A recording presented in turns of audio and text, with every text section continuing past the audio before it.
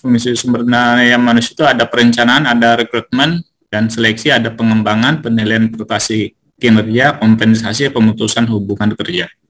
Ya, perencanaan ini berupaya untuk membuat budgeting, ya, istilahnya budgeting. Jadi melakukan penyusunan untuk mengisi posisi sesuai dengan apa yang dibutuhkan. Ya, sesuai dengan apa yang dibutuhkan. Kalau dikaitkan dengan era sekarang, ya, 4.0, kemudian 5.0, ya, perencanaan kebutuhan ini selayaknya dipersiapkan untuk mengisi kebutuhan yang akan datang. Nah,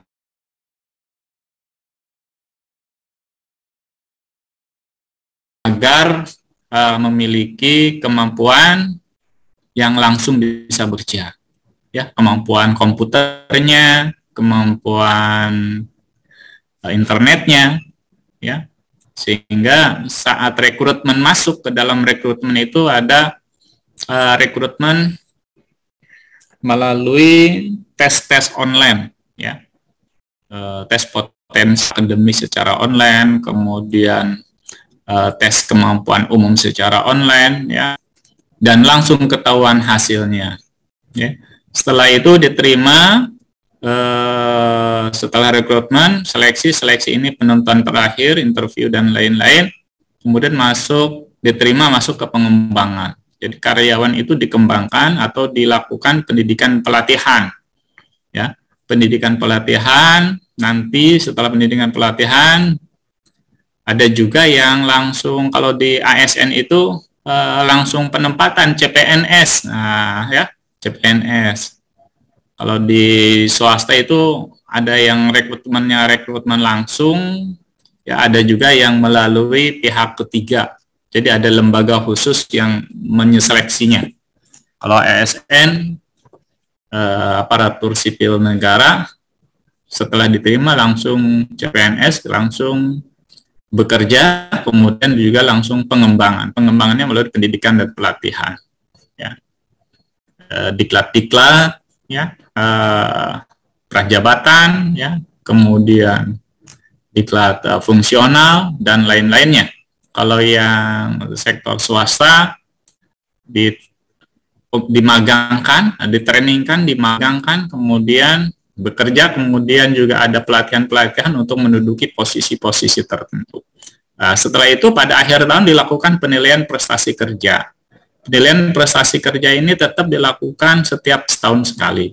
Kalau ASN itu ada yang namanya SKP, ya, sasaran kinerja pegawai. Kalau dulu namanya DP3. Kemudian SKP sekarang dirubah lagi, SKP-nya ada 2 semester, ya, semester 1, semester 2. Apalagi kalau di provinsi ini ada kontrak kerja, ya, kontrak kerja untuk menetapkan pekerjaan dengan atasannya. Kemudian atasan juga kontrak kerja dengan pimpinan yang lebih tingginya, ya. Nah, kemudian ada kompensasi. Ya, kompensasi itu ada kompensasi yang sifatnya finansial, ada kompensasi yang non finansial. Kompensasi yang sifatnya finansial langsung berupa uang, ya, tunjangan-tunjangan, kemudian kompensasi bagi yang kerja di daerah terpencil, ya, ada kompensasinya. Kemudian ada juga yang sifatnya non finansial atau diberikan fasilitas-fasilitas. Ya. Kemudian yang terakhir adalah pemutusan hubungan kerja atau PHK. PHK ini atau pemberhentian ini bisa pemberhentian dipercepat, ya, atau pemberhentian atas permintaan sendiri. Ada lagi pemberhentian normal, ya. Ada lagi setelah berhenti dikaryakan kembali, ya. Dan ada lagi satu lagi yang terlupakan ini karena sesuatu hal atau karena kecelakaan, meninggal, dan lain-lain. Ini bisa terjadi pemutusan hubungan kerja. Kalau di swasta, pemutusan hubungan kerja tidak ada istilah MPP, ya, masa persiapan pensiun. Yang ada adalah saat menjelang akan memasuki masa pensiun diberikan pelatihan-pelatihan supaya nanti saat pensiun memiliki keahlian-keahlian atau kemampuan-kemampuan, dan biasanya dalam bentuk kewirausahaan. Nah, ini bisa juga ini nanti nih ke tempatnya Pak Ines ini di diklat ini kewirausahaan, atau di tempat bapak-bapak sekalian ini yang siapa saya lakukan kewirausahaan. Ya, oke. Siklus MSDM ini melakukan analisis jabatan, merencanakan kebutuhan pegawai, merekrut, menyeleksi, orientasi pelatihan pegawai baru, menata, mengolah, menyediakan insentif. Nah, ini siklus-siklusnya. Ya, yang pertama adalah analisis jabatan. Analisis jabatan ini nanti dilakukan analisis jabatan apa yang harus diisi, apakah nanti fungsional ataukah nanti dipersiapkan untuk ke struktural.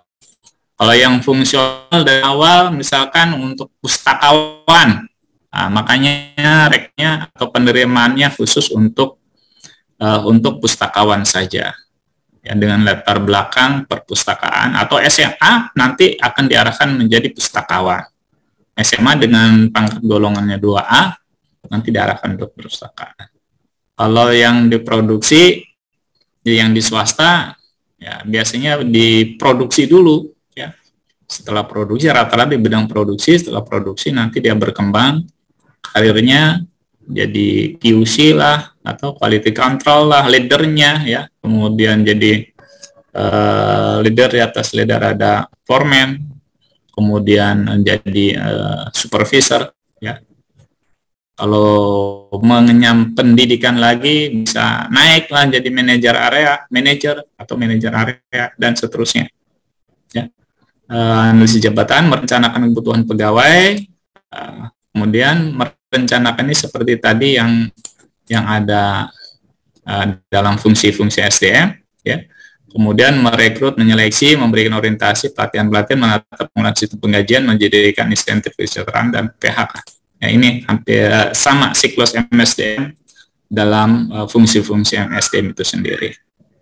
Nah, bagaimana dengan competitive advantage-nya atau keunggulan bersaingnya? Nah, tentunya setelah memasuki dunia kerja ini akan ada seleksi kekuatan individu, apakah bisa mengikuti perkembangan di dunia industri atau di dunia pemerintahan. Nah, ini pengembangan. Kalau orang yang biasa berorganisasi, ya, organisasi kemudaan, organisasi sosial masyarakat, nah dia akan berkembang. Di samping kemampuan melakukan pekerjaan, dia akan mampu melakukan negosiasi biasanya, ya, akan negosiasi unsur kedekatan, kemudian unsur-unsur lainnya, ya. Tapi ya tetaplah mengedepankan keprofesionalismean. Jangan sampai dekat tapi akhirnya nggak bisa kerja, ya bahaya juga kan, dan membahayakan juga yang didekati. Nah, gitu ya. Ya, dekat diangkat akhirnya nggak bisa bekerja, yang didekati juga rada risih gitu ya.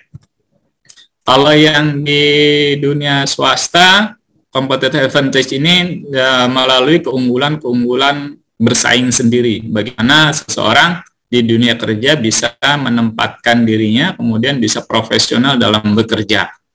Ya, tidak melihat apakah ada unsur kedekatan atau unsur lainnya, yang dilihat adalah hasil pekerjaannya. Itu yang pernah saya rasakan di swasta, ya, karena saya juga dulu pernah kerja juga di swasta. Apalagi kalau kerjanya di marketing. Nah, ini kalau kerja di marketing ini bagaimana kita bisa menjaga relasi terhadap teman sejawat. Jangan sampai kita akhirnya karir kita jatuh karena teman sejawat. Nah, itu yang sering terjadi di marketing. Ya. Jadi bagaimana dengan teman sejawat, dengan atasan, kemudian juga dengan bawahan. Nah, ini yang harus dijaga.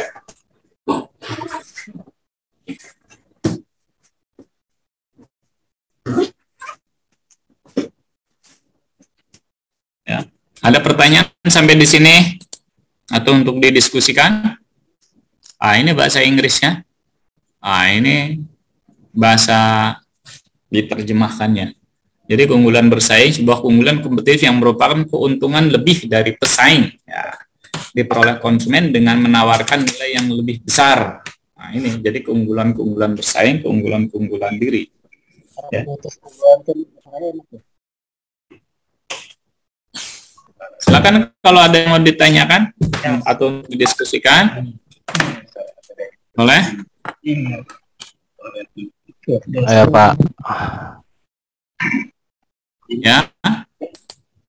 Ayo, kalau tadi kaitan apa marketing ya Pak, punten ini. Ya boleh. Boleh ya, rada di luar. Jadi kalau saya pernah ya mungkin ikut-ikutan mungkin zaman dulunya ketika bermain marketing. Jadi bahwa kalau marketing itu bukan bicara produk Pak. Walaupun memang di teorinya kok bicaranya produk. Kalau saya sih di lapangan waktu dulu tuh marketing itu bukan bicara tentang barang apa yang dijual, tapi tentang bagaimana menjual, Pak. Jadi artinya barang apapun bisa dijual.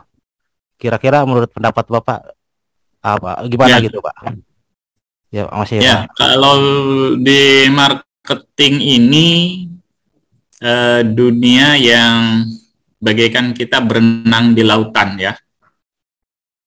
Yang saya rasakan seperti itu. Jadi dunia ini luas, ya. Kita mau jual pagi, siang, sore, malam juga bebas, ya. Atau nanti karena kita menjual bisa melakukan order terhadap teman-teman yang kita kenal juga bisa dilakukan order seperti itu, sehingga besok pagi tinggal kirim. Atau ada juga yang menelepon lewat kita, besok minta dikirim ini. Jadi ordernya sudah bisa, ya. Jadi saya dulu bekerja di marketing Fajar Pangan Lestari, ya, Unilever Group, ya. Saya backgroundnya keuangan. Saya agak menolak waktu itu, tapi udahlah, saya prinsipnya belajar marketing, ya, belajar marketing.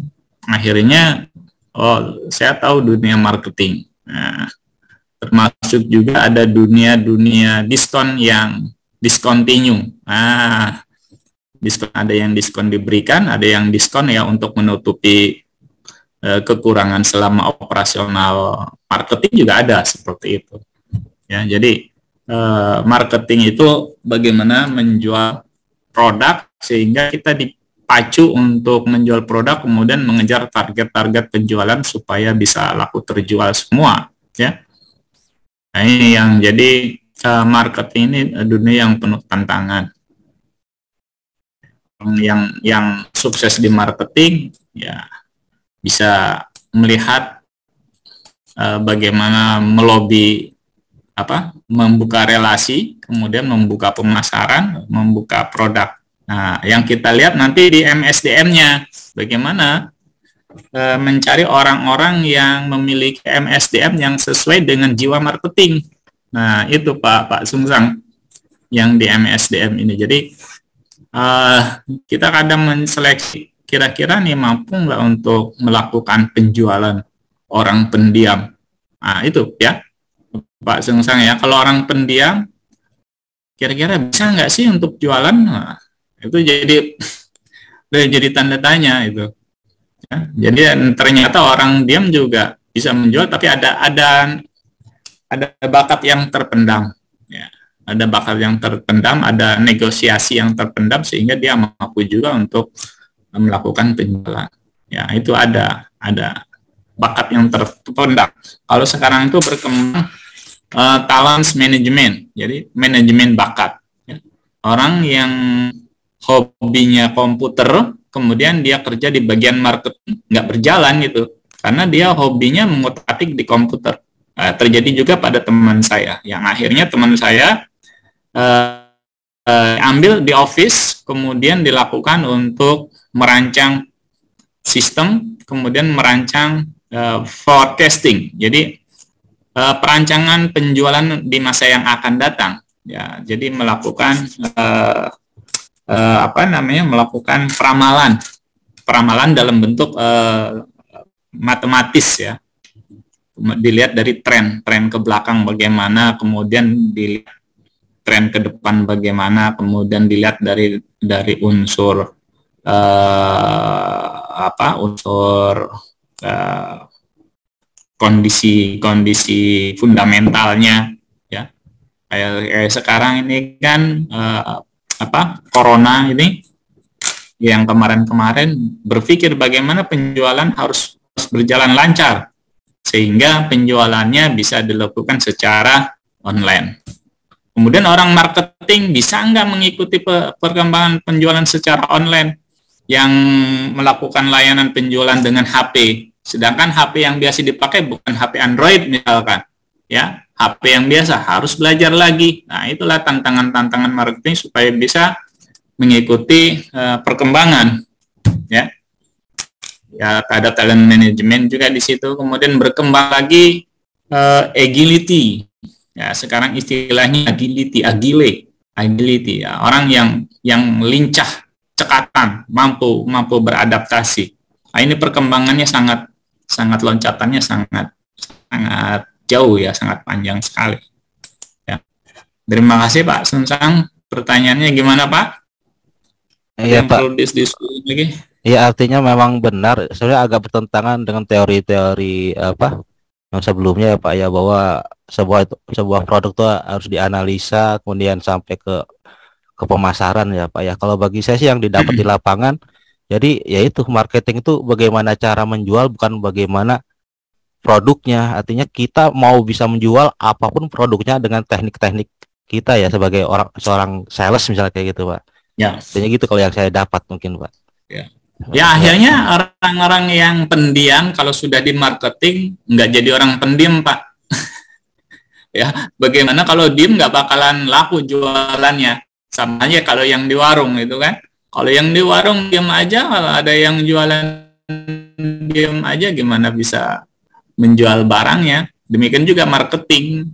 Akhirnya marketing masuk itu, lihat dulu suasananya. Makanya di dalam marketing itu ada biaya-biaya tambahan atau biaya lain-lainnya, itu biaya negosiasi, kemudian ada lagi yang biaya komunikasinya, ya. Apalagi kalau yang tahapan-tahapan tinggi itu ada biaya lobby, karena ada suatu urusan yang bisa diselesaikan tidak di atas meja.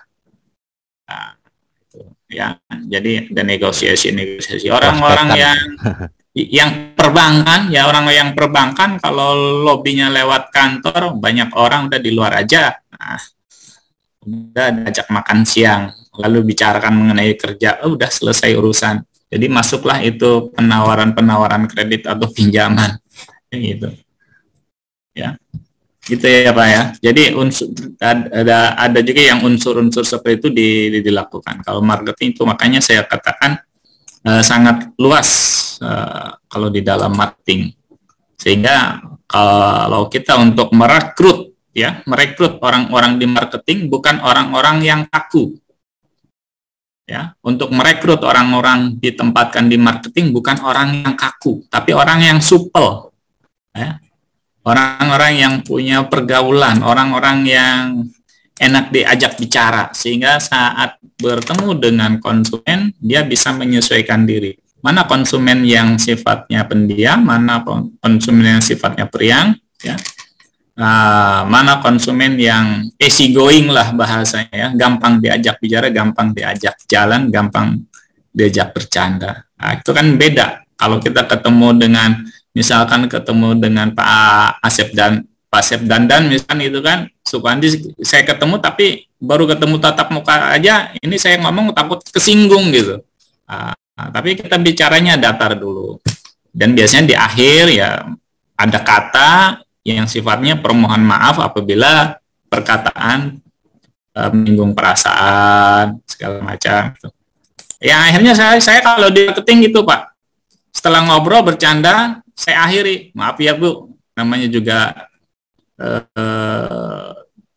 khawatir hilap, khawatir ini kita bercanda, masa di warung kita ke warung cuman pendiam-diam kayak kayak musuhan gitu ya. Saya suka begitu, suka ada bahasa candaannya di terakhir itu. Namanya juga di warung, masa kita sih belanja diem-diem aja kayak kita musuhan, gitu. Ada bahasa-bahasa yang akhirnya realistis lah, bahasa itu hal yang wajar kita untuk bisa mengkomunikasikan, ya. Sehingga dekatan dan keterbukaan kita juga oh iya, emang wajar. Namanya juga kita jualan mesti terbuka, bisa menerima semua karakter, ya. Ya, semua karakter harus bisa kita menerima. Tapi karakter juga kadang lihat tensinya. Ya, ada yang karakternya lagi tinggi, ada yang biasa saja. Ya, karena karakter manusia tidak sama, ya, tidak sama karakter manusia. Nah, sehingga di manajemen sumber daya manusia khususnya untuk menseleksi orang-orang yang marketing ini, orang-orang yang struggle, orang-orang yang penuh dengan mampu untuk bersaing, berjuang, mampu untuk bertahan. Ada juga yang dari kita atau yang di Jakarta kalau dilihat itu jualan permen, jualan ini segala macam, dianggapannya nggak ada yang kenal, nah, gitu. Ada yang ngamen dan lain-lain. Ya kita lihat, saya suka memperhatikan orang-orang di jalanan itu, ya karena nggak ada yang kenal, ya udah cuek aja dan berupaya untuk mempertahankan hidup, survival, ya gitu ya. Jadi semua masuk ke situ. Oke, kemudian ini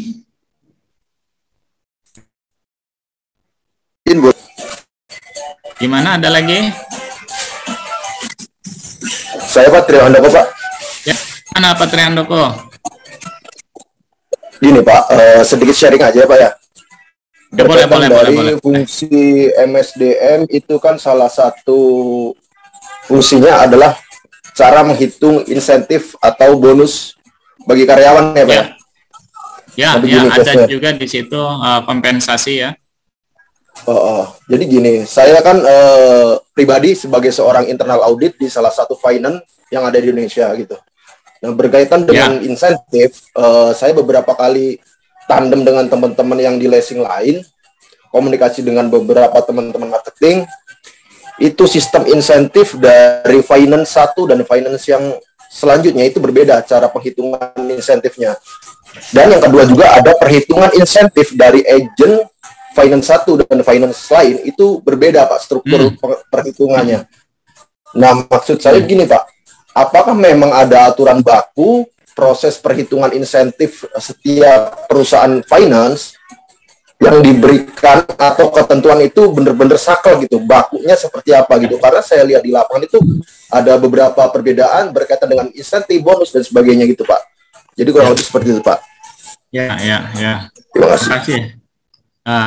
Pertanyaannya Pak Trihandoko, sebagai auditor internal tentunya ada pakem, ya, paket kebijaksanaan manajemennya yang dipegang, ada standar operasional prosedurnya, dan tentunya yang saat dilakukan audit itu adalah audit di perusahaan itu sendiri, bukan mengaudit perusahaan yang lain atau bukan menengok yang lain, ya. Jadi prosedur yang ada, sehingga itulah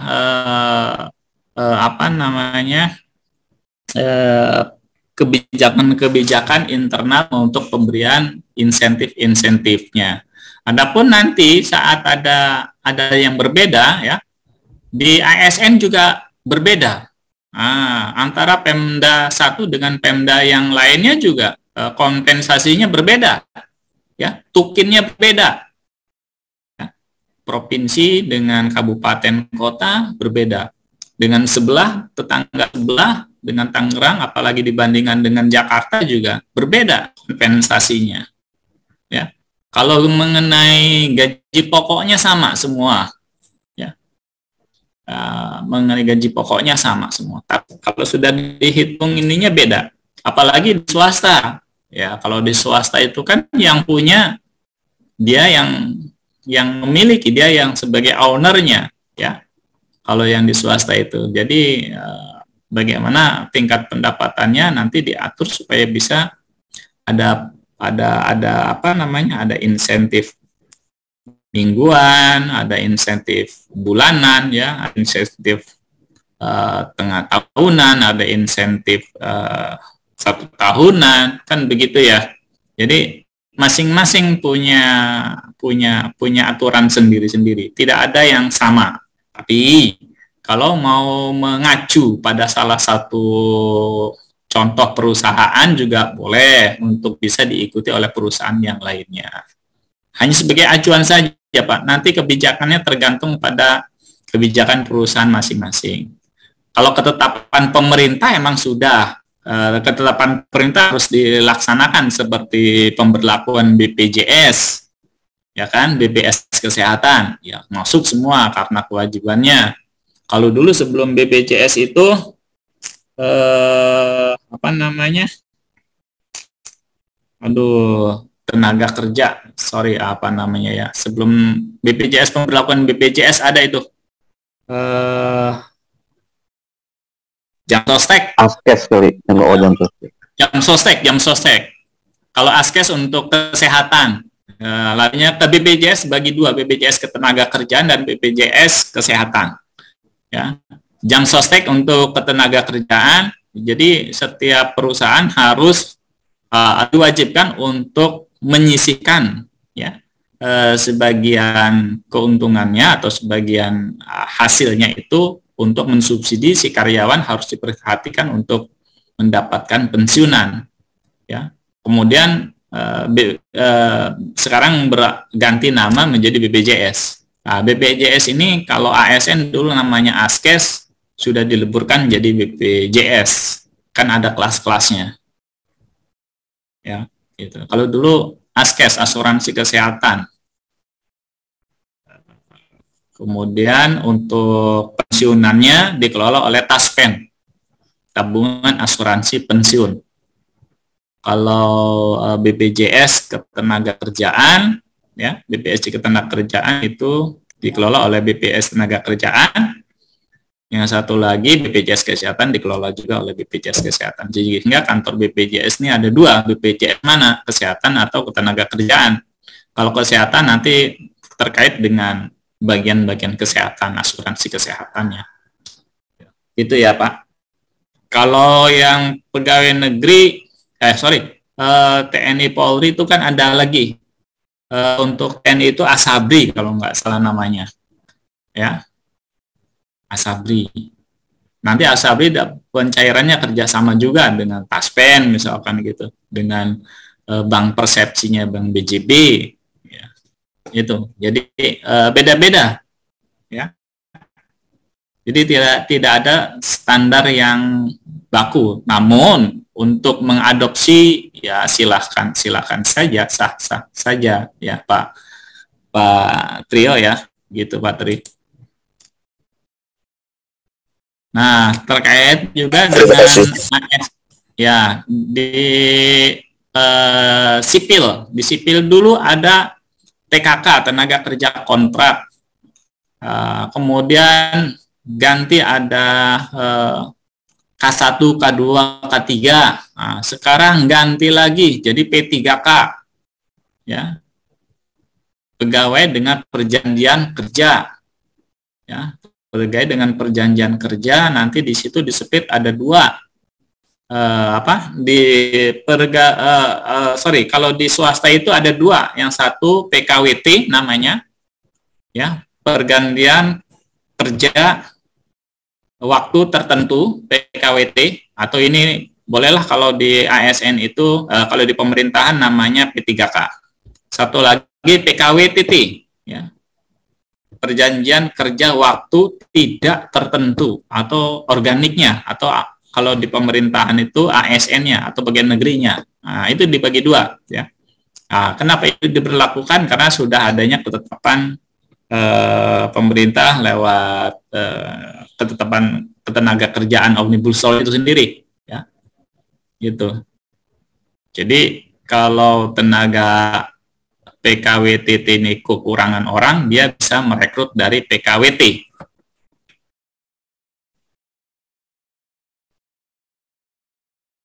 Ya, begitu ya. Izin bertanya Pak. Oh, boleh. Silakan. Punten Pak, Bapak kan tadi membahas tentang siklus MSDM ya? Ya. Terkait dengan perekrutan dan anjab. Saat ini kan di kita gitu tuh Pak, perekrutan kebutuhan pegawai kan didasarkan pada pendekatan atau korelasi ya Pak. Yang seharusnya kan sesuai dengan kualitas dan kuantitas gitu. Langkah apa yang seharusnya dilakukan agar MSDM berjalan dengan baik? Terima kasih Pak. Jadi kalau kita ingin melaksanakan kebijakan, apakah akan melakukan suatu hal yang normatif ya? Ada yang normatif, ada yang non normatif, Bu. Normatif atau normal. Ada juga yang abnormal, tidak normal. Ya, kalau pelaksanaan yang dilakukan secara normatif, ada aturan-aturan, ada prosedur-prosedur yang harus dilalui.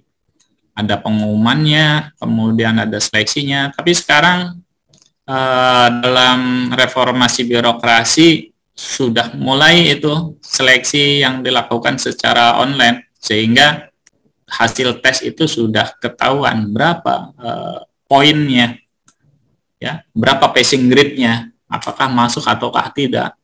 Nanti di situ bisa dilihat lagi di di seleksi lanjutannya, gitu. Jadi dari unsur pemilihan sudah melakukan informasi itu sendiri. Gitu ya, boleh. Terima kasih Pak. Ya gitu, ada sudah dilakukan reformasi birokrasi, sehingga hasil seleksinya hasil seleksi yang sesuai dengan normatif. Adapun yang non normatif ya di PKK atau P3K. Tapi P3K juga informasinya digalakan sekarang untuk diseleksi juga itu. Meskipun ada juga yang enggak ya, tergantung pada kementeriannya, tergantung pada instansinya. Juga yang penting masuk dulu, setelah masuk nggak digaji juga nggak apa-apa, yang penting masuk kerja, pengen kerja, setelah kerja 2 bulan, 3 bulan, 6 bulan, akhirnya 6 bulan ngeluh, masa kerja nggak digaji. Nah, karena begitu juga, ada juga yang begitu, sehingga ya terpaksa budget kantornya atau anggaran kantornya harus dialokasikan. Ya macam-macam lah ya. Tidak di salah satu instansi, atau ya ada juga instansi yang enggak begitu. Oke, kita masuk ke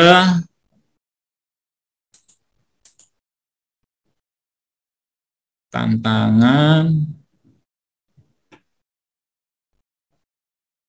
Nah, pendekatan MSDM. Sebentar. Fungsinya.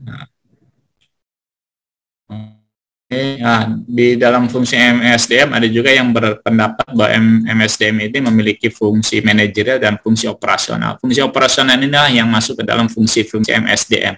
Kalau ini manajemennya saja, ya. Ini hampir sama. Ini juga ada pendapat lain, tapi kita ngambilnya di sininya fungsi operasional. Pengadaan, sebelum pengadaan, pengadaan bisa masuk juga di dalamnya perencanaan, pengembangan, kompensasi, pengintegrasian, pemeliharaan ini masuk dalam pengembangan juga. Ini salah penempatan ini, sorry. Nah, itu.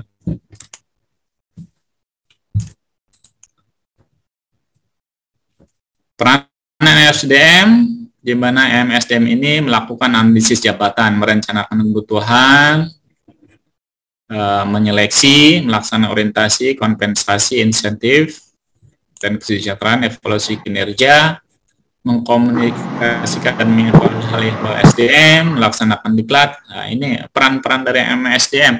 Jadi perannya memiliki peran yang sangat luas. Ada juga yang mengkategorikannya di luar ini. Ya. Kenapa saya katakan demikian? Karena sekarang ilmunya sudah mulai berkembang, tidak hanya menganut pada kebenaran satu pendapat ilmuwan, tapi ilmuwan lain juga ada baiknya. Jadi akhirnya ditempatkan bagaimana kita bisa menempatkan sesuai dengan pendapat-pendapat. dari ilmuwan itu sendiri. Pendekatan MSDM ada pendekatan strategis, pendekatan sumber daya manusia, ada pendekatan manajerial, pendekatan sistem, ada pendekatan yang sifatnya proaktif. Pendekatan strategis bagaimana strategi untuk mengelola sumber daya manusia. Ya. Nah, strategis ini yang sifatnya ya kita normatif saja ya Pak. Kalau di luar normatif itu ya personalnya.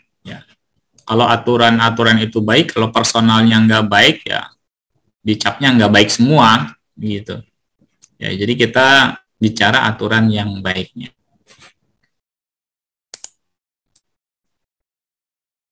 Konsep SDM dengan tahapan penyelesaian, nah ini fungsi penerapan fungsi FCD secara makro dan mikro, prinsip FCDM, ada prinsip kemanusiaan bahwa sumber daya manusia itu harus dikelola secara manusiawi. Ya, manusiawi ini timbul karena perkembangan atau evolusi ketenaga kerjaan. Dulu belum mengenal adanya SPSI, belum adanya My Day. Ya, berkembang dengan kemanusiaan, berkembanglah My Day ya, bahwa tenaga kerja manusia itu harus diuongke kalau bahasa Jawanya ya, harus dianggap orang. Dulu kasus-kasus Marsina sebagai pahlawan buruh yang nasibnya begitu sampai sekarang juga belum ketahuan ya. Kemudian bagaimana pergulatan buruh sampai dihargai atau dijadikan ajang perebutan bagi kepentingan dan lain sebagainya ya. Ini prinsip-prinsip kemanusiaan ya. Kalau dulu kurang dianggap manusiawi lah. Jadi secara gampang sekali memutus hubungan kerja seseorang. Bahkan kalau sekarang mau memutus hubungan kerja, mau PHK kan juga harus berpikir-pikir karena biaya yang dikeluarkan sangat tinggi ya. Kemudian pelatihan, kemudian saat masuk kerja juga yang baru belum tentu bisa beradaptasi dan lain-lain. Kemudian yang selanjutnya adalah prinsip demokrasi, ya, prinsip demokrasi dari, oleh, dan untuk. Nah, dari, oleh, dan untuk. Dari mana karyawan itu? Ya dari masyarakat, oleh masyarakat, dan untuk masyarakat lagi nanti hasilnya. Sehingga ada juga dalam hal demokrasi ini, perekrutannya ini ada yang mengatakan ya, perekrutannya ramah lingkungan. Nah, jadi ramah lingkungan itu berupaya untuk merekrut tenaga-tenaga sekitar supaya bisa diberdayakan bekerja. Ya, bagaimana perusahaan-perusahaan atau industri melakukan perekrutan untuk masyarakat sekitar atau memberikan beasiswa untuk masyarakat sekitar. Orang-orang yang memiliki pengetahuan kemudian direkrut untuk bekerja di perusahaannya. Nah, kemudian the right man is the right place ya, menempatkan seseorang pada tempat yang semestinya. The right man is the right place. Jadi menempatkan sesuai dengan porsinya. Ya. Pak. Ya, gimana? The right man is the right place itu Pak. Ya. Jadi gini Pak. Artinya secara perekrutan, jadi sebetulnya ada perbedaan antara perekrutan versi pemerintahan terkait pendidikan dan kompetensi dengan swasta, Pak. Artinya ya, kadang kalau di pemerintah kan dia notabene dengan pendidikan dan lebih cenderung memang lebih ke pendidikan daripada kompetensi. Tapi seperti kalau di swasta, misalnya di perbankan gitu, Pak, dia sudah tidak melihat lagi bahwa dia seorang sarjana ekonomi atau apa. Misalnya bisa aja dari lulusan IPB, lulusan teknik, dia bisa menjadi pegawai bank, Pak. Artinya secara pendidikan itu tidak dipermasalahkan, tapi secara kompetensi mungkin dengan dilatih sekian bulan dia bisa mengikuti. Artinya cenderung ke bicara ke rasional yang jalan. Biasanya orang-orang IPA yang jalan untuk bisa masuk ke hal-hal tersebut, Pak. Itu Pak. Pak.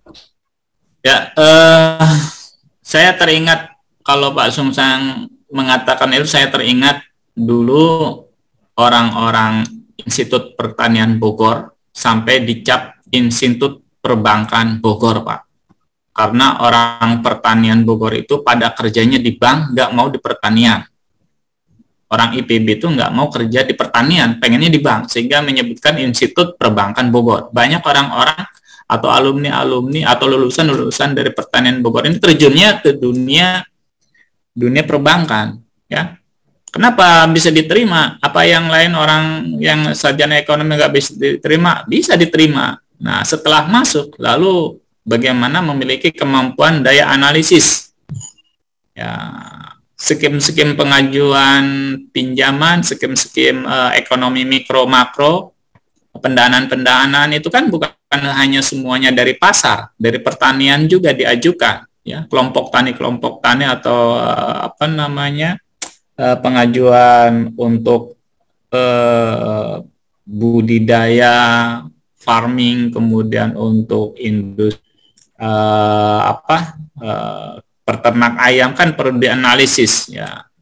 Lalu juga dilakukan konseling sehingga orang-orang yang tahu di bidang pertanian atau orang yang tahu di peternakan itu yang diterjunkan. Nah, di situ. Jadi kemampuan daya analitikalnya, ya. Emang saya akui ya, pertanian Bogor ada yang menyebutkan juga institut paling bisa atau institut fleksibel banget. Memang dididiknya tidak untuk menjadi ahli-ahli, tapi dasar-dasarnya ada. Kalau mau menjadi ahli itu bidangnya, gitu ya. Jadi itu ada perekrutan yang nanti saat masuk dunia kerja kemampuan diri dikembangkan, kemampuan daya analitikalnya dikembangkan, kemampuan organisasinya dimainkan di situ. Ya. Ada orang yang pintar tapi nggak bisa berorganisasi, ya tersingkirkan, Pak. Ya, nggak bisa berorganisasi, akhirnya maaf kurang pergaulan, ya kerjanya ya duduk di situ saja gitu, nggak bisa move gitu. Jadi nggak bisa memainkan peran sendiri. Nah, demikian juga yang pandai berorganisasi tapi dia tidak pandai bekerja juga nanti akan jadi pertanyaan, kok nggak bisa bekerja, kan begitu juga. Ya, jadi harus diimbangi. Apalagi sekarang kemajuan teknologi kita nih terkadang berpikir juga kalau kita sudah bertambah usia, teknologi bertambah, kita nggak biasa menguasai teknologi, anak-anak muda yang menguasai. Jadi bagaimana kita bisa memberdayakan mereka supaya bisa bekerja sama. Dan termasuk saya juga menghormati orang-orang tua kita yang kurang gaptek lah dalam ilmu pengetahuan. Siapa tahu kita juga sama akan mengalami itu dan gaptek juga gitu, ya. Jadi bagaimana kita bisa merangkul semuanya, ya. Jadi bisa merangkul, karena semakin tinggi kemampuan seseorang, kayak posisinya semakin tinggi, maka kemampuan teknisnya akan berkurang. Ya. Kalau dulu kemampuan teknisnya hanya menggunakan mesin ketik, sehingga sekarang bisa menjabat jabatan tertinggi, nggak bisa Android, nggak bisa internet, mengandalkan stafnya, ya wajar. Ya. Tapi kalau misalkan itu ketergantungan, bisa saja nanti dikelabui atau diselewengkan oleh staf-stafnya. Makanya patut juga untuk memperdalam diri atau meningkatkan kemampuan diri, pengembangan diri. Ya. Setidaknya kalau komputer bisa mengikuti, komputer itu begini. Jadi ya sudah zamannya harus mengikuti perkembangan. Ya. Siapa tahu nanti dunia pekerjaan bukan hanya dengan laptop, dengan HP saja bisa bekerja karena aplikasi mengetik, ya, Microsoft Word sudah ada di situ. Kemudian Excel sudah ada di situ. Bisa saja nanti dengan memijit tombol di HP, pekerjaan bisa diantisipasi atau bisa dilakukan. Dan sekarang ada lagi yang disebutkan dengan digital leadership. Digital leadership. Jadi kepemimpinan berdasarkan kemampuan digitalnya.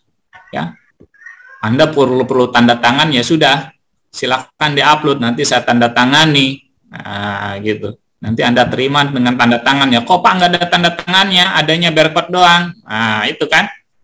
Ya, ternyata emang barcoding itu bisa diakui atau bisa dipatenkan atau bisa disahkan sebagai suatu tanda tangan. Sehingga saat barcode itu diterapkan atau dilakukan, difotokopi, itu ada juga yang di-copy ya, dari satu file di-copy ke file yang lainnya bisa berubah. Ya, bisa berubah itu. Saya punya hak kekayaan intelektual, saya download, kemudian saya copy, saat saya print nggak muat semuanya, atau saat saya copy ke file yang lain berubah. Jadi ketahuan secara detektifnya bahwa ini merupakan ya ada turunan yang sekian, kopian yang sekian. Nah itu. Ya, saya juga sempat dapat tanda tangan surat tugas dari provinsi, tapi tanda tangan saja, tidak ada stempelnya. Nah, ini tuh sah, iya betul sah, karena kopnya udah ada, kop basah, kemudian tanda tangan basah itu sudah asli, jadi nggak perlu lagi di stempel. Secara logis emang ya betul gitu ya. Tapi kalau untuk butuh salinan ya tetap harus di stempel. Itu berapa tahun yang lalu ya? 10 tahun yang lalu itu. Jadi nggak perlu lagi stempel. Ada juga yang stempelnya stempel timbul. Di kertasnya itu kalau dipegang ada stempelnya, tapi tidak berwarna. Gitu. Silakan kalau ada pertanyaan yang lain. Ya, Pak Ali. Assalamualaikum. Ya, waalaikumsalam. Ya, saya Fatur Pak. Ya, terkait tadi disebutkan mengenai peran MSDM, mengenai planning.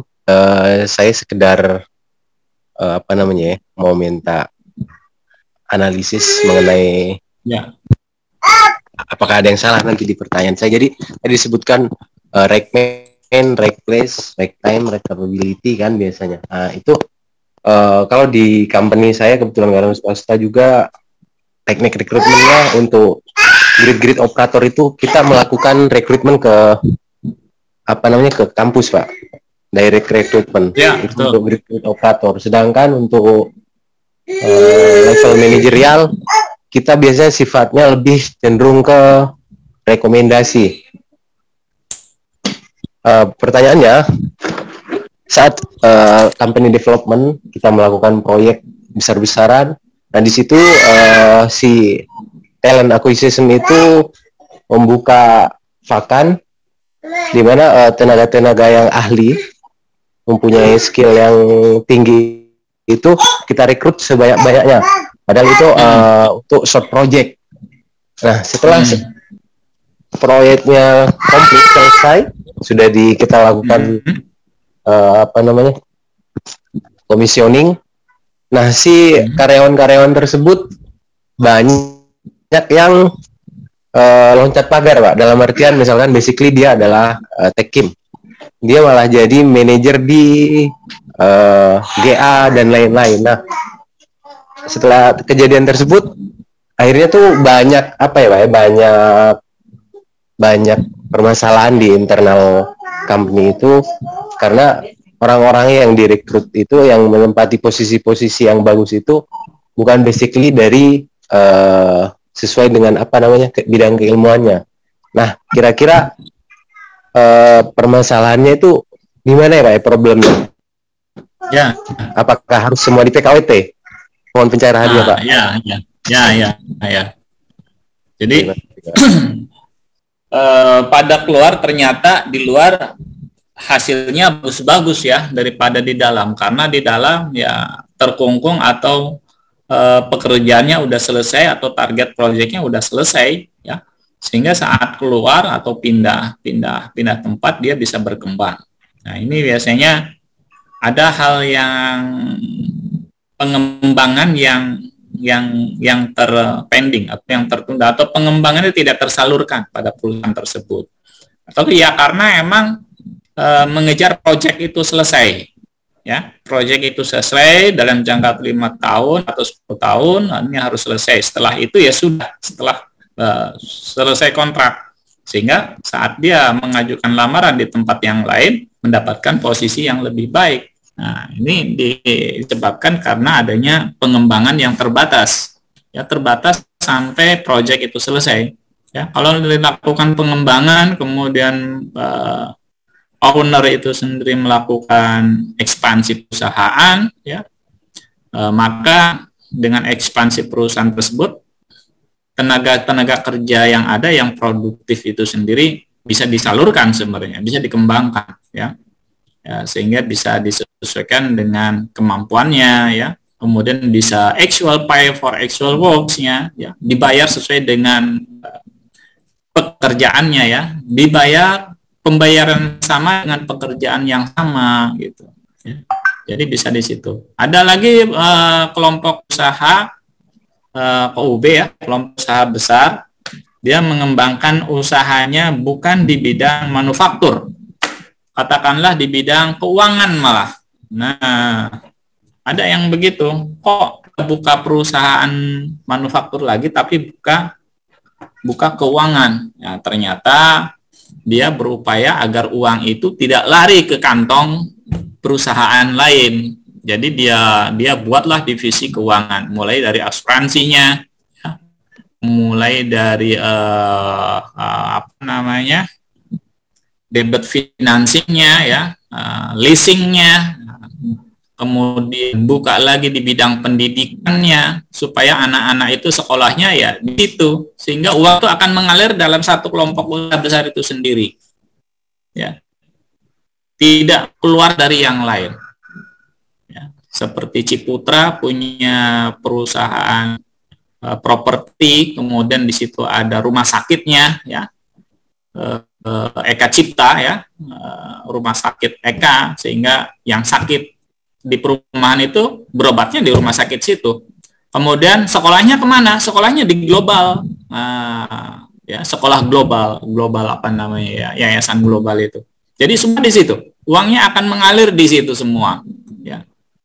Jadi uangnya akan mengalir ke situ, sehingga uang akan berputar di situ terus, tidak ada uang yang keluar dari area itu sendiri. Nah, itu demikian juga dalam kelompok usaha besar. Kalau yang tadi disebutkan dia tidak melakukan pengembangan, ya akhirnya dia keluar, karyawan itu keluar di tempat lain, kemudian mengekspresikan kemampuannya di tempat lain, ya berhasillah di tempat lain.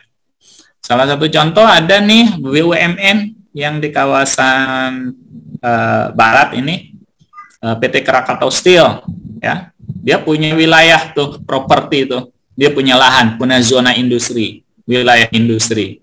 Airnya sudah disediakan oleh Krakatau melalui perusahaan Krakatau Tirta Industri KTI. Kemudian listriknya sudah disediakan juga tuh, ya, Krakatau Daya Listrik. Kalau mau shopping sudah disediakan juga tuh, ya. Mau berenang sudah ada disediakan. Mau penginapan sudah ada disediakan hotel. Mau pensiunan sudah disediakan dengan dana pensiunannya. Jadi karyawan berputar di situ. Mau ke rumah sakitnya sudah ada itu rumah sakitnya, ya, rumah sakit Krakatau Steel. Ya, kalau dulu ada SMA-nya, ya, pendidikannya, ya, yang dikelola oleh yayasan.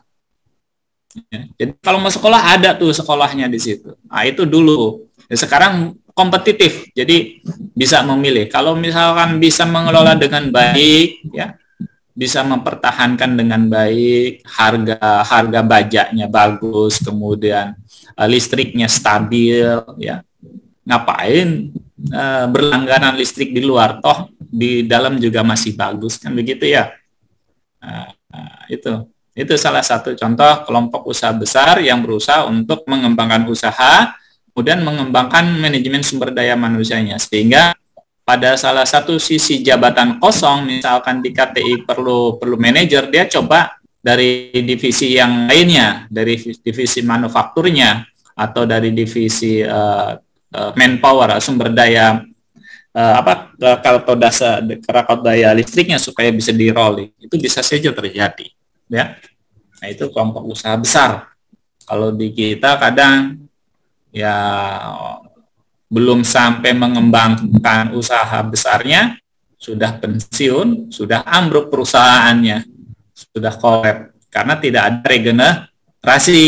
Ya, itu. Jadi yang diperlukan itu adanya regenerasi.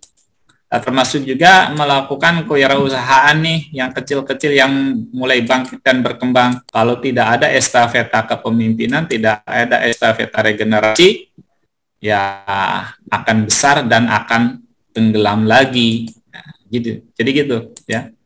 Jadi harus gimana? Berarti intinya kalau kayak tadi disebutkan oleh Pak Ali kayak hulu hilir atau dalam kata ininya holding itu kan sifatnya memonopoli. Apakah itu memang tidak ada larangan nih Pak ya, secara regulasi dari pemerintah ya Pak ya? Kayak kita yang disebutkan BUMN dan lain-lain.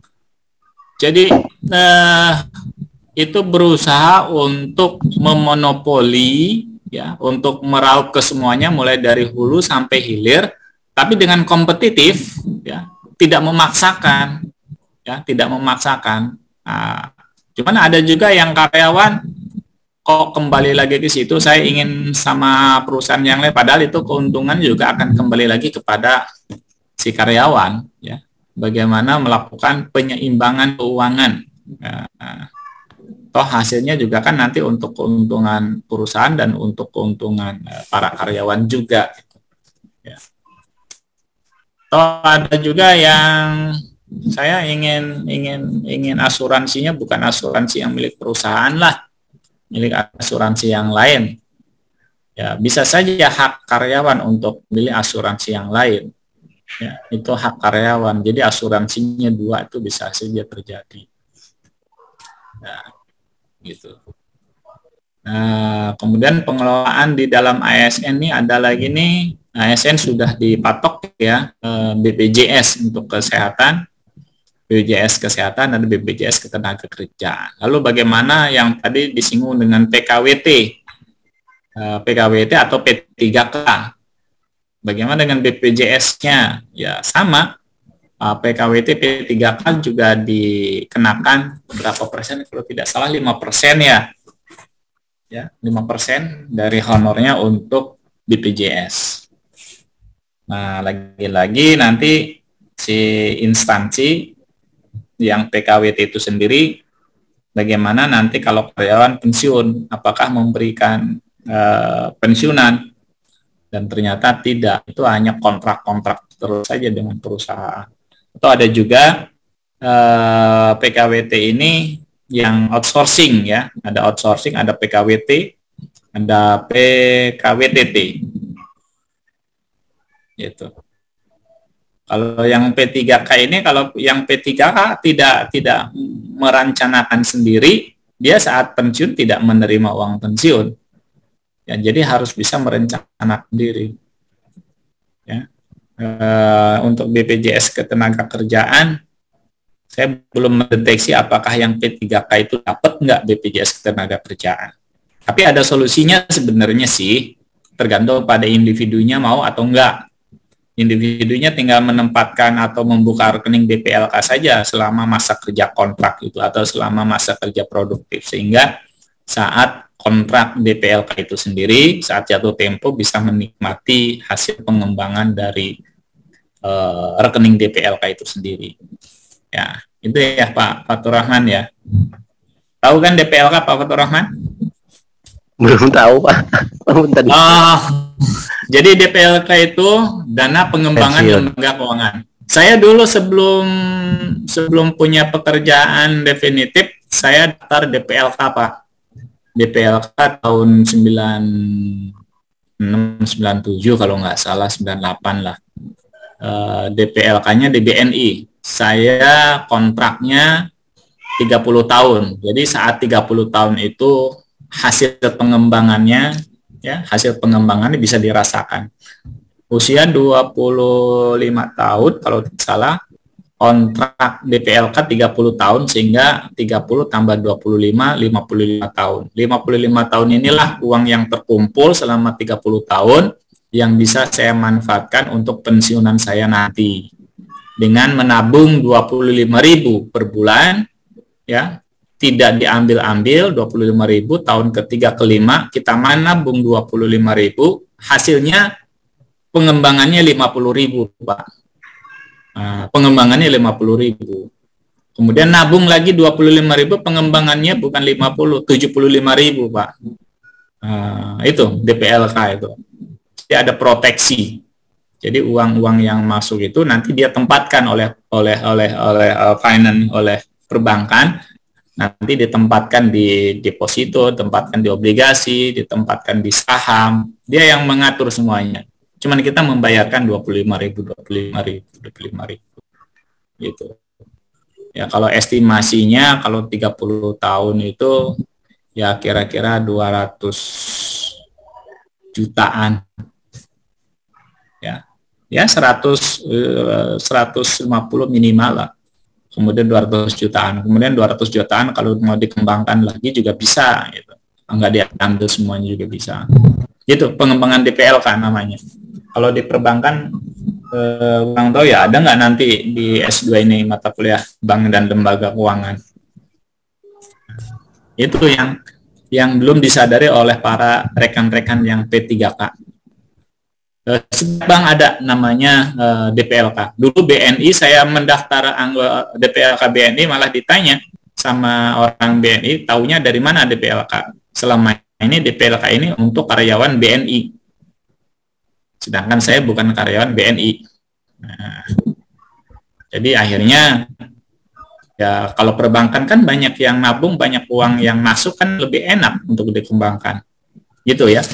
Jadi keterbukaan perbankan, dan ternyata DPLK bukan hanya di BNI saja, BJB juga ada, BJB Syariah, Bank Mandiri juga ada, ya. Hampir beberapa perusahaan perbankan itu melakukan DPLK, pengembangan DPLK, karena ada proteksi uangnya di situ, Pak. Ya, biaya administrasinya setahun sekali. Setiap bulannya ada pengembangan, tidak ada bunga administrasinya. Gitu ya. Silakan kalau ada pertanyaan lagi. Halo Pak, Assalamualaikum. Ya, Waalaikumsalam. Ya gimana Pak Muslim?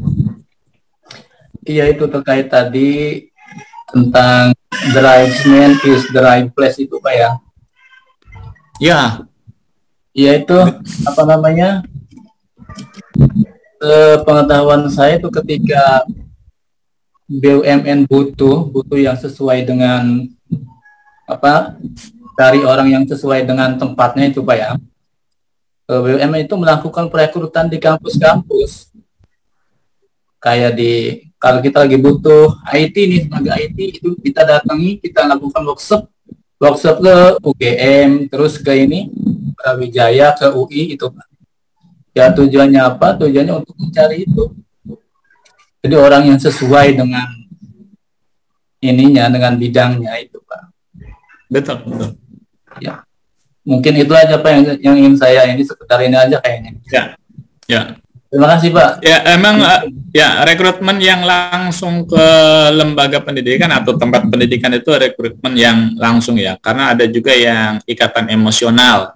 Ya, karena dulu berpendidikannya dari ITB, maka orang ITB direkrut. Ada yang satu gerbong begitu. Kalau dulunya UGM gitu. Ya. Tapi sebenarnya ada yang begitu. Tapi kalau sudah berkumpul orang pintar dalam satu tempat, orang pintar biasanya susah untuk disamakan pikirannya. Dan ya sama-sama pintarnya, sama-sama punya pemikiran, sama-sama idealisnya, akhirnya bisa loncat pagar gitu atau pindah ke tempat yang lain. Betul. Ya. Jadi biasanya gitu beberapa dulu perusahaan kimia ini lulusan mana nih ITB? Oh pasti orang ITB semua. Ada juga yang beda tergantung pada profesinya, dan sebenarnya akan beralih kepada kemampuannya sih Pak. Sehingga the right man, the right place-nya, bagaimana menempatkan dirinya. Ya. Nah, kalau ya saya emang akui untuk yang rekrutmen di sekolah itu sangat baik sekali, ya, karena rekrutmennya secara langsung, kemudian fresh graduate ya. Jadi lulusan itu belum mengenal dunia malam, yang malam mingguan sampai ke malam Senin tidak ada di rumah, sehingga Senin itu udah siap-siap untuk bekerja lah gitu. Ya Senin Minggu itu ya siap-siap istirahat, capek istirahat karena Seninnya mau bekerja. Kalau yang sudah putus nih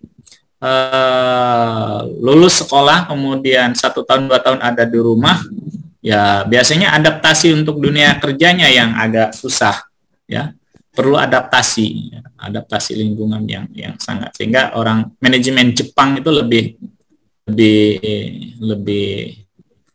melakukan perekrutan yang fresh graduate, ya lulusan yang baru, bahkan dari sekolah-sekolah yang belum tahu dunia kerja diangkat, sehingga langsung itu ditempatkan pada pekerjaan sehingga dia tidak berpindah ke tempat yang lain. Ya. Jadi kalau di Jepang itu tanda tanya besar itu, kok pindah-pindah dari suatu tempat ke tempat yang lain. Nah, kalau di Jepang sekali dia mengabdi selamanya di situ sampai pensiun, sehingga dia dikenal dengan manajemen senioritasnya. Ya, kalau yang di Eropa, Amerika ini profesionalismenya, ya sehingga saat seleksi nanti disamakan antara yang tua yang muda, siapa nih yang mampu berdasarkan hasil kemampuan, dia bisa saja nanti yang muda memimpin yang tua. Iya Pak. Ya diskusi aja Pak ya. Saya setuju itu prinsip tadi bahwa kalau banyak orang pintar dalam satu tempat itu artinya punya idealis. Jadi terlepas dari konsep MSDM yang ada, jadi pengalaman saya di RT ya, di rukun tetangga ini banyak S2 S3 Pak di sini. Jadi kalaupun udah rapat RT itu nggak ada yang benar Pak, ya kan? Jadi susah ngambil keputusan itu karena mungkin karena banyak kan S2 S3 di sini itu ya. Ya tetangga kita, jadi hasilnya nggak ada kalau udah rapat RT. Ada yang salah, benar semua. Nggak ada yang salah, benar semua. Akhirnya mau bubar sendiri Pak. Akhirnya bubar sendiri gitu. Nggak ada hasil. Lanjut Pak.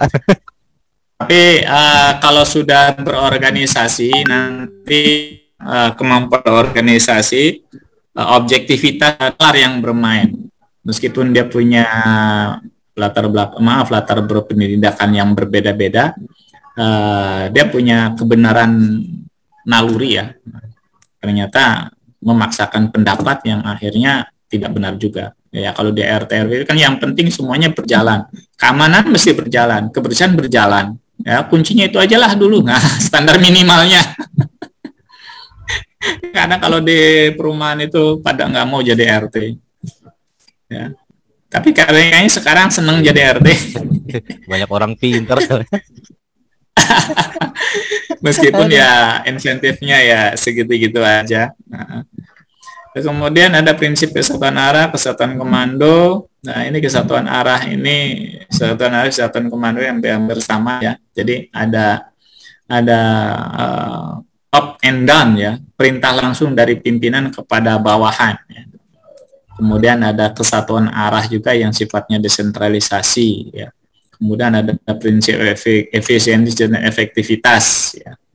Efisiensi dikaitkan dengan penghematan, efektivitas dikaitkan dengan perampingan waktunya. Kemudian ada produktivitas, disiplin, ada wewenang dan tanggung jawab. Nah, ini masalah-masalah dalam SDM itu banyak sekali masalahnya.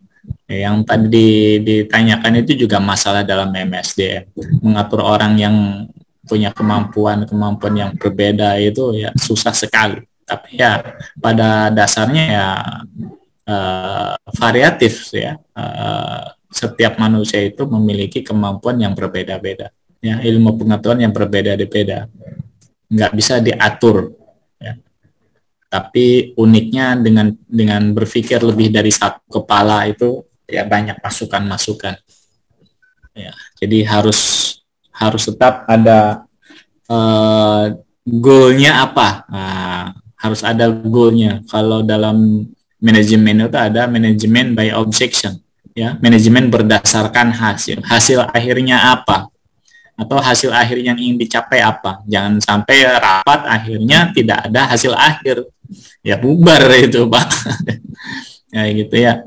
Masalah eksternal, keragaman budaya dan sikap, ya, keragaman melalui imigrasi ini kependudukan dan migrasi perpindahan.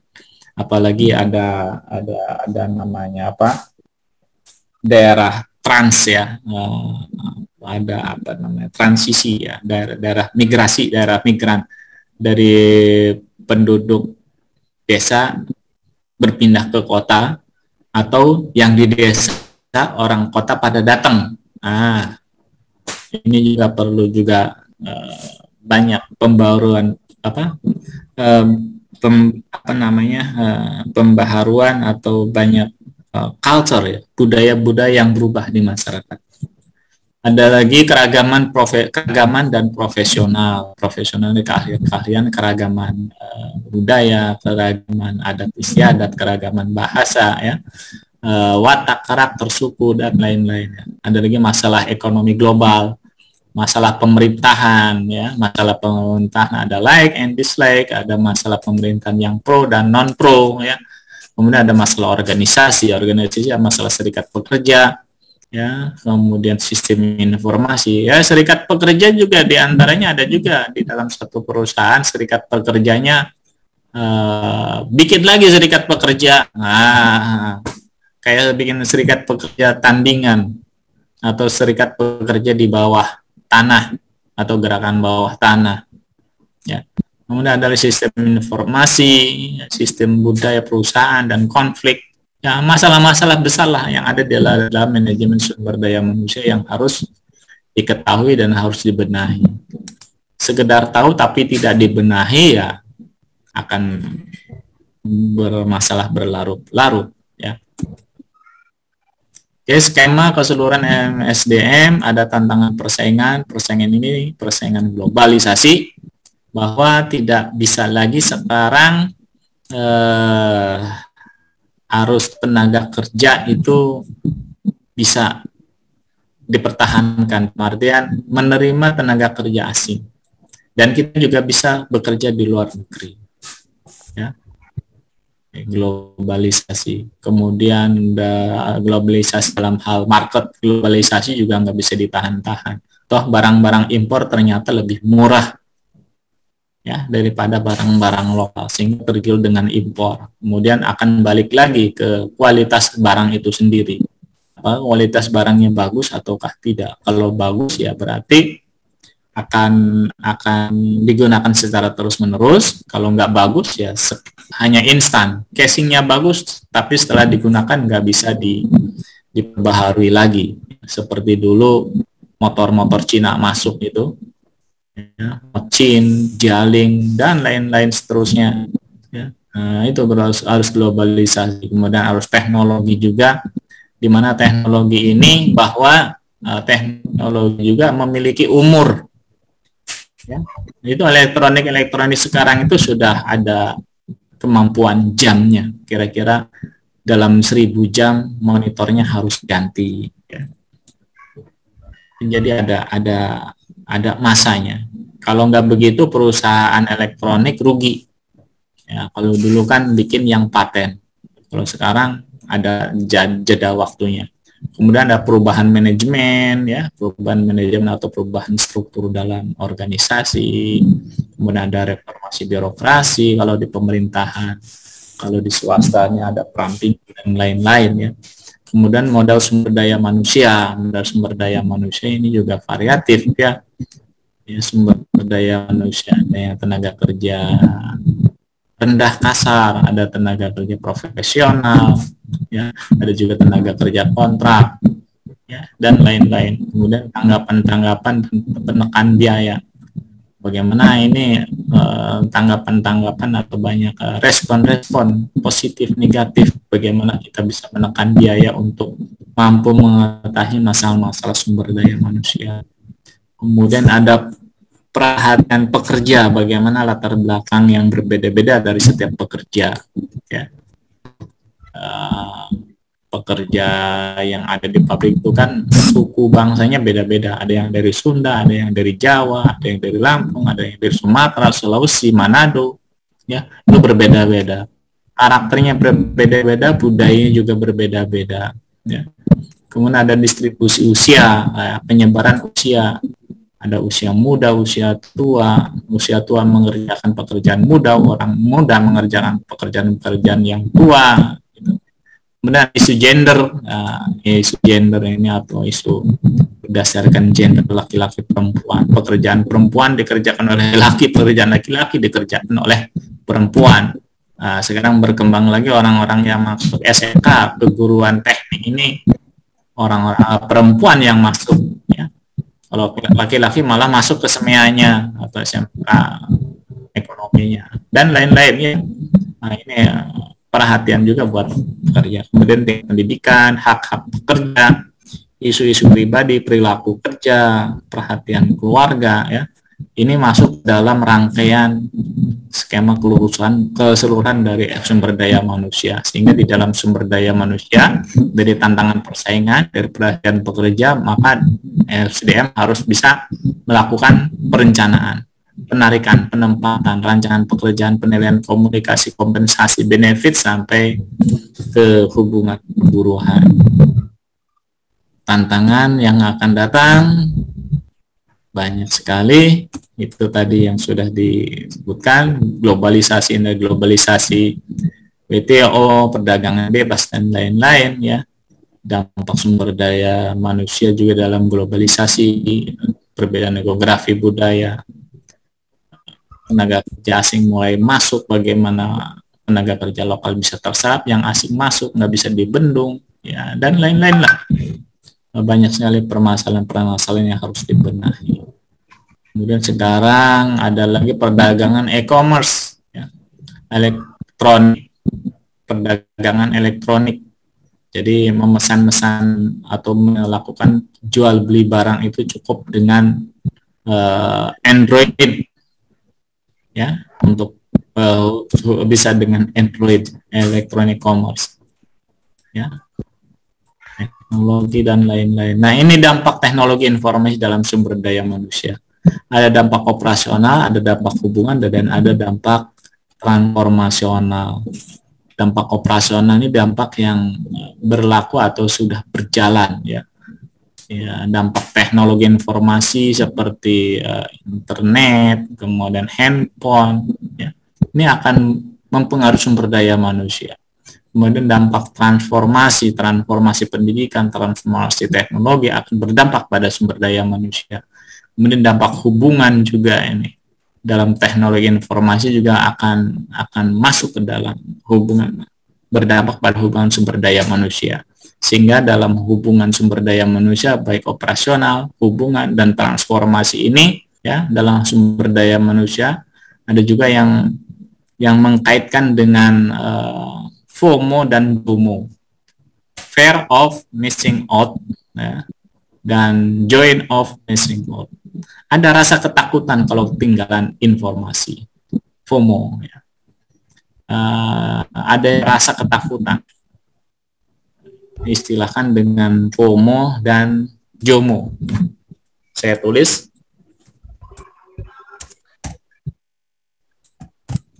Ya, FOMO dan JOMO. Nah, ini yang berkembang karena harus teknologi informasi. Ya, kita rasa takut kehilangan kalau tidak ada mengikuti perkembangan. Sehari 2 hari kita tidak melihat Android aja, nah udah itu kita bingung, udah kehilangan informasi, ya, kayak ada di hutan belantara, tidak bisa berkomunikasi, ya, karena fear of missing out, ya. Jadi ada rasa kehilangan, ya, rasa kehilangan jika kita tidak melakukan komunikasi. Ada juga yang JOMO, biasa-biasa saja, enjoy saja, joy of missing out. Jadi menikmati, kalau tidak ada informasi, tidak ada handphone, tidak ada Android, ya biasa-biasa saja menikmati. Ada juga yang begitu. Jadi bagaimana pertentangan antara JOMO dan FOMO ini bisa ada dalam seorang individu yang sebagai sumber daya manusia bisa mengantisipasi perkembangan teknologi dan informasinya. Nah, ini petunjuk menuju situs internet. Nah, ini beberapa pelatihan, ya, keanggotaan AMA, program pelatihan Human Resource Management, kegiatan saat ini, informasi hubungan tenaga kerjaan dan lain-lain. Ini situs-situs internet yang notabene di dalamnya terkait dengan sumber daya manusia.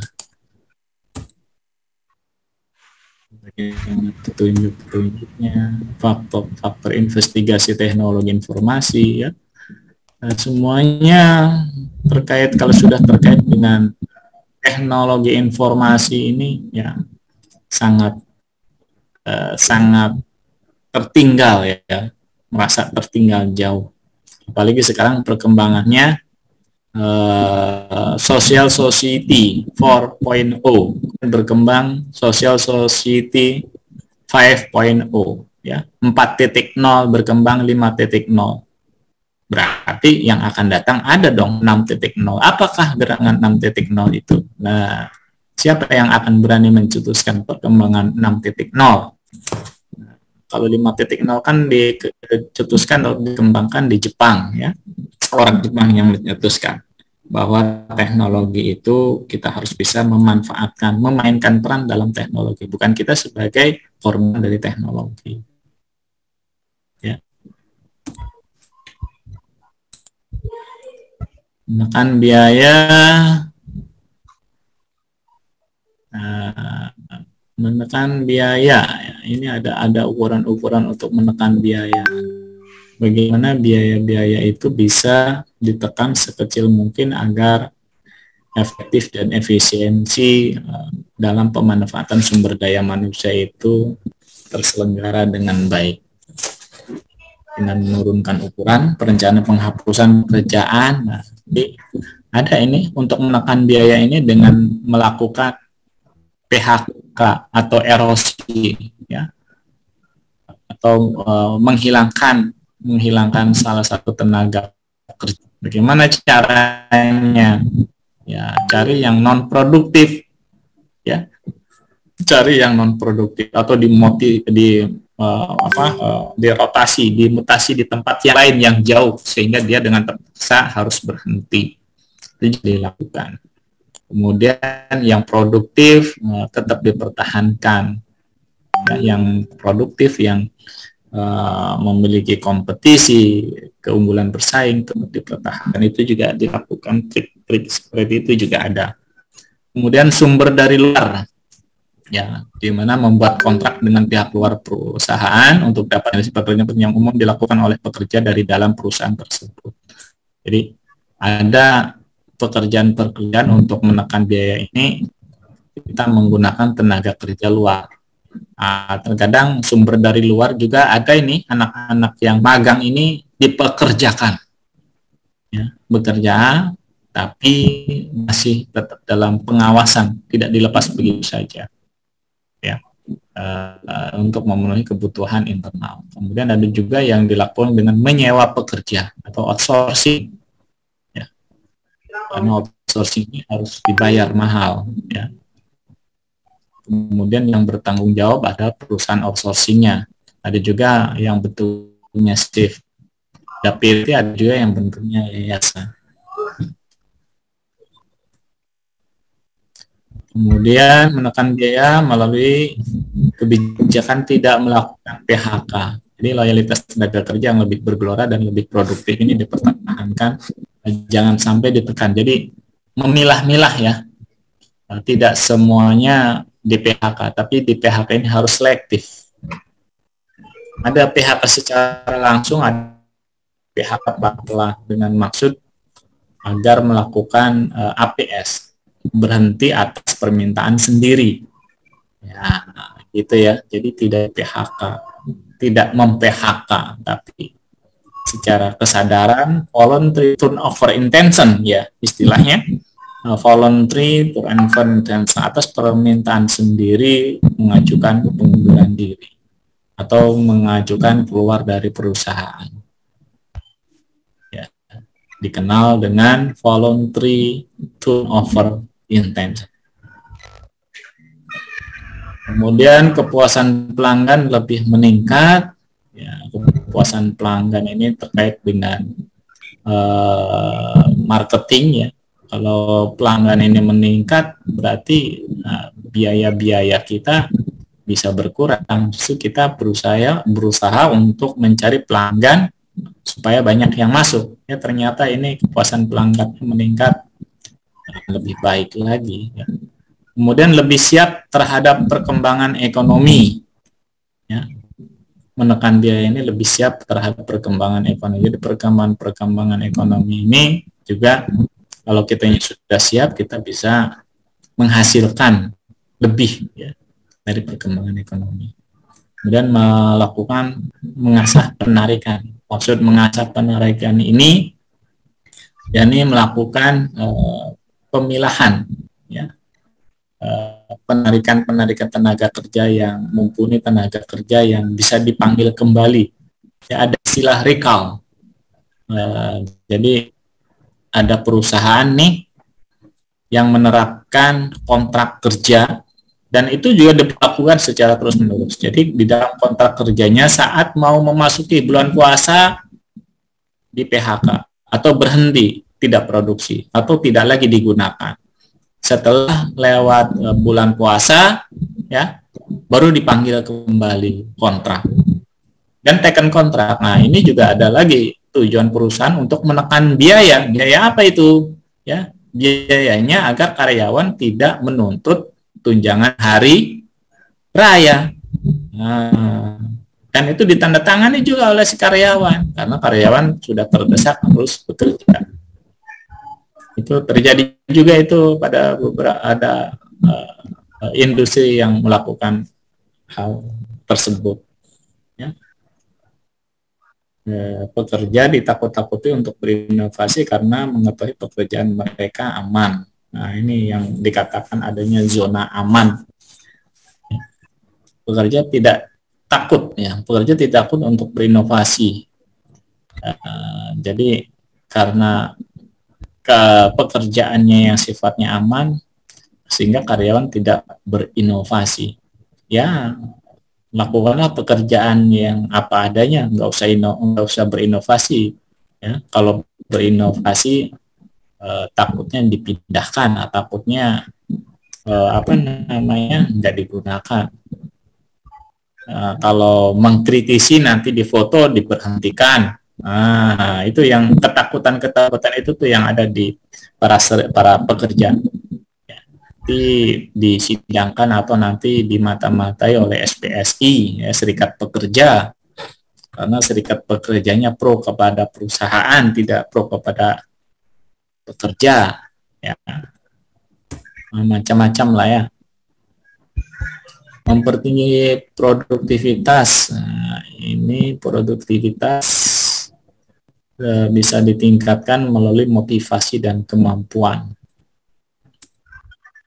Kemudian isu sosial dan sumber daya manusia, ada isu perubahan demografi atau isu-isu kependudukan, menciptakan kotak level pemula pekerja, produktivitas, perbedaan individu, benefit pensiun, kontribusi jaminan sosial, pengembangan keterampilan, menggunakan pekerja temporer.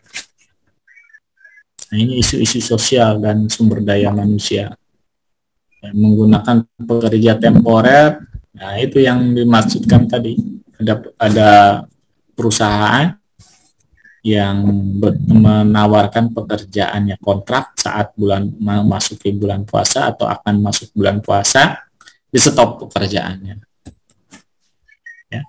Isu sosial dan sumber daya manusia, ini berbagai macam isu lah. Ya, banyak nih pekerjaan sebagai jabatan, ya, perhatian pengusaha atau pekerja sebagai jabatan, hak untuk bekerja, whistleblowing. Nah, whistleblowing ini orang yang mengadu nih, whistleblowing. Kalau orang auditor internal tadi Pak Tio nih kenal nih whistleblowing ini. Jadi whistleblowing ini orang yang mengadukan, ya, melaporkan, tapi dia dilindungi,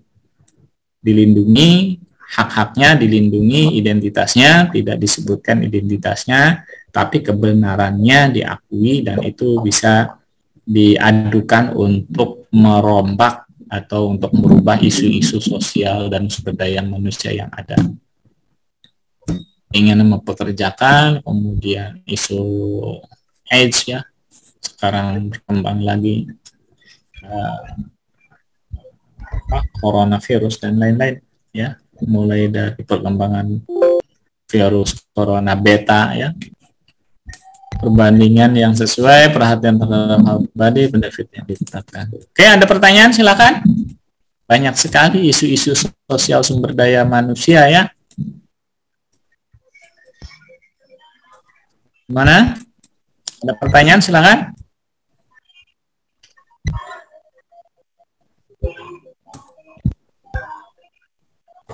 Ada pertanyaan, Pak Wahyu?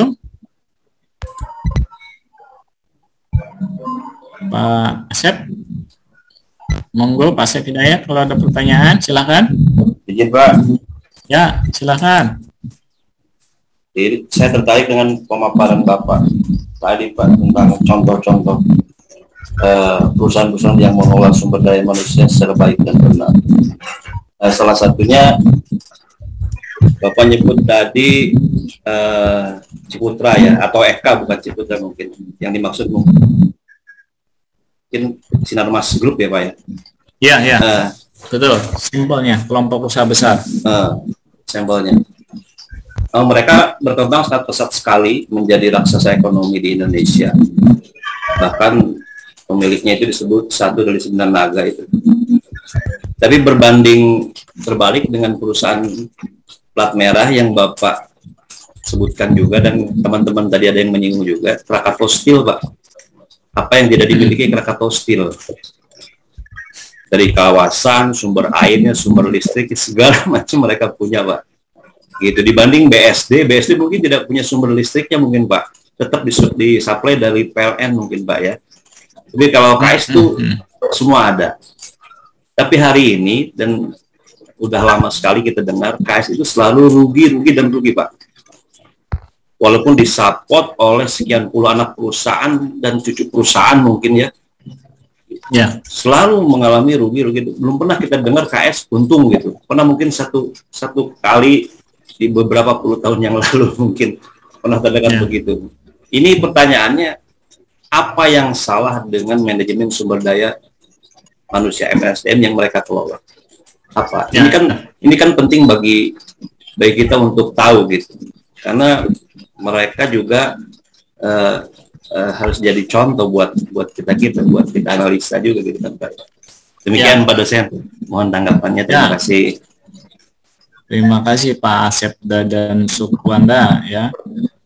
Jadi untuk pengembangan usaha ya, untuk meningkatkan pendapatan dan ekspansi perusahaan ini, lambat laun harus bisa merangkup atau merangkul mulai dari hulu sampai hilir supaya bisa masuk, bisa terakomodir, sehingga aliran dana atau aliran uang itu tidak keluar dari kelompok usaha besar itu sendiri. Nah, kemudian berkembang ya kelompok usaha besar itu sendiri, apakah di dalamnya dilakukan jiwa entrepreneur atau jiwa kompetitifnya. Bagaimana competitive advantage ya, keunggulan bersaing itu bisa diterapkan. Ada nggak keunggulan bersaing yang diterapkan? Ya, ada nggak tuh? Atau ya digaji nggak digaji ya pasti dapat uang. Nah, bagaimana keunggulan bersaing bisa diterapkan kalau prinsipnya seperti itu? Ya, jadi akhirnya mereka yang memiliki peluang persaingan dan competitive advantage ya, keunggulan bersaing ini berupaya untuk bisa mengakomodir diri, meningkatkan potensinya, mengembangkan perusahaannya ya, sehingga bisa memenuhi kebutuhan perusahaan, bahkan bisa melakukan ekspansi. Dan di situ juga ada monitoringnya, kemudian ada, kalau di perusahaan itu ada internal kontrolnya Pak, ya, ada pengawasan internalnya. Bagaimana pengawasan internal ini bisa dilakukan secara independen. Ya. Kalau pengawasan internal tidak dilakukan secara independen atau pengawasan internalnya bisa dinegosiasi, ya bahaya. Ya, jadi sudah tidak objektif lagi. Dikritik juga dikasih masukan tetap saja nggak mempan gitu. Ya, dikritik dikasih masukan untuk meningkatkan produksi tetap aja nggak mempan, itu yang sangat bahaya. Jadi yang akhirnya akan menjadi beban sendiri. Nah, akan menjadi beban sendiri. Apalagi kalau Krakatau Steel kemudian kerjasama dengan POSCO ya, yang sama-sama bajanya juga, isu-isu juga antara pro dan kontra, antara benar dan tidak ya, bahwa sama-sama memproduksi baja berasal dari bahan baku yang impor ya. Itu orang-orang yang tahu di dalamnya lah. Kita tahunya dari luar, Pak. Kita tahunya dari luar. Orang dalam yang tahu persis sendiri. Ya, jadi bagaimana bisa melakukan keunggulan bersaing ya. Kalau keunggulan bersaing bisa diterapkan, kemudian bisa ada monopoli pemerintah, peran pemerintah juga yang melarang impor dan berupaya untuk melakukan efektivitas dan efisiensi, ya akan bermutu bagus ya. Nah itu dia yang akhirnya akan kembali lagi bagaimana bisa meningkatkan kemampuan bersaing atau keunggulan bersaingnya. Kajian saya tentang Krakatau Steel nggak banyak, Pak. Saya dulu hanya memantau perkembangan Krakatau Steel untuk menuju go public. Saya hanya memantau sebatas itu waktu itu. Perkembangan terkininya dengan adanya kerjasama dengan POSCO, kemudian kerjasama dengan apalagi itu dan lain-lain yang akhirnya mengurangi kadar produktivitas sendiri ya. Saya belum meneliti ke situ ya. Tapi baja kita dulu sempat ditakuti ya. Proyek-proyek strategis yang diincar banyak orang, sampai saja air pun gratis ya. Kemudian tinggal rumah pun gratis. Sekarang ya perantau itu pengelolaannya. Nah, jadi harus ada pengelolaan kembali yang lebih baik sebenarnya. Ya harus ada pendataan.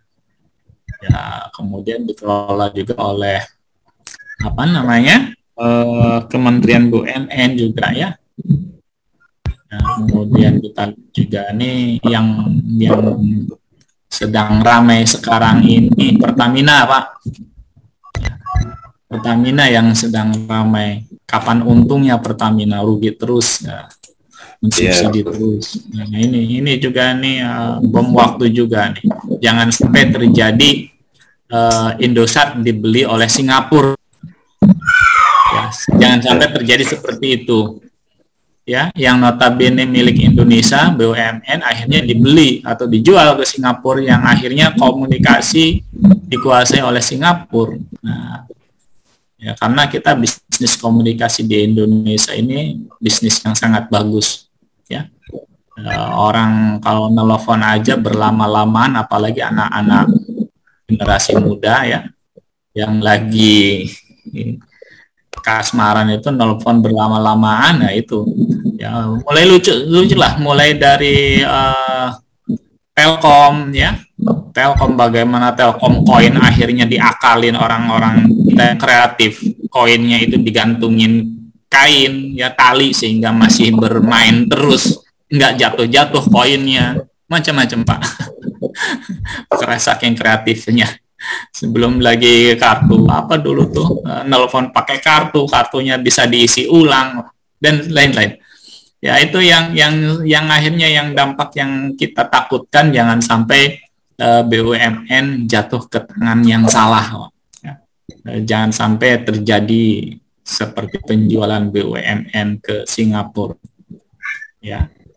Apalagi BUMN BUMN Pertamina dijual, waduh ini petaka besar, ini kiamat besar, jangan sampai lah. Ya untungnya kalau kawasan industri Krakatau Steel ini dia punya properti ya, punya properti, sewa lahannya ya masih established lah. Dalam laporan keuangan ya tinggal nanti sebenarnya harus ada penelitian-penelitian mendalam. Nah, mungkin ini dari bapak-bapak sekalian ini yang ingin mengetahui atau memberikan masukan dalam penelitian yang nanti tesis ke Krakatau Steel, apa yang harus dikritisi, boleh ini. Ya, boleh saja, sah-sah saja selaku akademisi untuk memberikan pencerahan terhadap sumber daya manusianya, ya, kemudian terhadap produknya, ya. Jangan ada di zona aman, tapi harus keluar dari zona nyamannya. Ya. Gitu. Jadi boomingnya Krakatau Steel ini tahun 80-an ya, sehingga saat itu orang-orang yang ada di orang-orang yang ada di Cilegon berbondong-bondong menyekolahkan orang-orangnya ke Fakultas Teknik. Nah, setelah lulus balik lagi mau ke Krakatau Steel sudah banyak yang terisi. Akhirnya hanya tenaga kerja kontrak dan lain-lain. Karena notabene-nya waktu tahun 70-an itu ijazah yang ada belum ada ijazah, taruhlah belum ada ijazah yang berlatar belakang teknik, ya. Latar belakang pesantren banyak. Nah, itu ya Pak ya.